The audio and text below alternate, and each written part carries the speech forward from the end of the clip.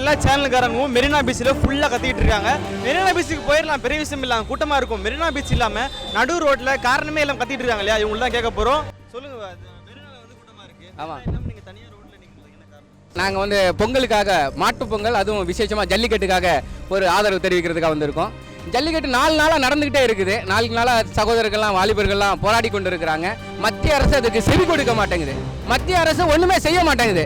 அதற்காக நாங்கள் என்ன பண்ணுறோம்னா, அடுத்த கட்டத்துக்கு மூவ் பண்ணுறதுக்காக இந்த சர்வீஸ் டேக்ஸ் முன்னாடி வந்து நாங்கள் போராடுறோம். இன்னும் இந்த கட்டம் இன்னும் எங்களுக்கு தீர்வு கிடைக்கலன்னா அடுத்த இன்கம் டேக்ஸ், எல்லா டேக்ஸ் மத்திய கவர்மெண்ட்டில் வரி கட்டுற இடத்துல எல்லாம் போய் அவங்கள அடித்தாதான், அதாவது அடித்தானா தடை பண்ணாதான், வரியை தடை பண்ணாதான் அவங்க என்ன பண்ணுவாங்க, அழுத்தம் கொடுத்தாதான் அவங்க இது பண்ணுவாங்க, ஒரு மாற்றத்துக்கு வருவாங்க. அது வரைக்கும் நம்ம வெளியில் நின்றுட்டு அக்கா அக்கா சுதந்திரம் வேணும், சுக்கா மிளகான்னு கேட்டான். இது சுக்கா மிளகா, இது கிடையாது. இது தமிழனுடைய இன போராட்டம். இதற்காக நாம் வந்து போராட வேண்டும். இந்த போராட்டம் இளைஞர்கள் இதோட நிறுத்தக்கூடாது. இது அடுத்த கட்டமாக மூவ் ஆக வேண்டும். நடிகர்கள்லாம் வந்து ஒரு பக்கம் பண்ணிட்டாங்க சார். நடிகர்களுக்கு, அரசியல்வாதிகளுக்கெல்லாம் நாங்கள் வந்து சம்பந்தம் இல்லை சார். இது வந்து இளைஞர்கள், படித்தவர்கள், வாலிபர்கள், சகோதரர்களுடைய போராட்டம் சார். அதனால தான் இவ்வளோ தூரம் அது சக்ஸஸாக இருக்குது.